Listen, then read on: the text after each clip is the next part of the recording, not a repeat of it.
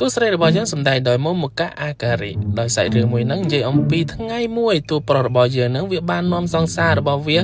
កឲ្យមិត្តភក្តិស្និទ្ធស្នាលរបស់វាទាំងពីរដែលត្រូវជា roommate ហ្នឹងស្គាល់ដល់តសាច់រឿងហ្នឹងក៏បានបង្ហាញឲ្យឃើញថាតួស្រីយើងហ្នឹងតាមពិតទៅគឺស្រឡាញ់មិត្តភក្តិវាហ្នឹងបែបថាចង់ធ្វើជាសង្សារយូរណាស់ហើយតែអត់បញ្ចេញអារម្មណ៍ដល់ទៅពេលគេមានសង្សារតាំងមានការគិតថានឹងយកតួប្រុសមកវិញឲ្យបានដោយធ្វើឲ្យអាតួប្រុសយើងហ្នឹងឆ្លក់វង្វេងនឹងសម្រស់របស់វាដែលបានបញ្ចេញទៅគឺថា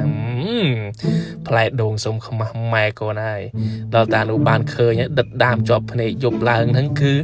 មានការបើកទ្វារមកឃើញតួស្រីយើងថា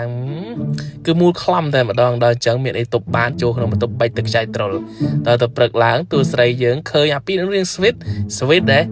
បានស្វីតបាននៅមុខនឹងអូខេតួស្រីយើងក៏បានឆ្កឹះឆ្កៀលលេចកើតនេះអាយធ្វើអានោះមានការទប់មិនបានបើយ៉ាងនឹងលោកអើយសយ៉ាងនេះសអីមូលខ្លំតែម្ដងបាច់ទឹកចៃត្រុលក្រោយទៅពីសង្សារមិននៅញាក់សាច់តែម្ដងហើយចង់ប្រាប់ថាតួស្រីយើងនឹងគឺពឹសពុលខ្លាំងតែម្ដង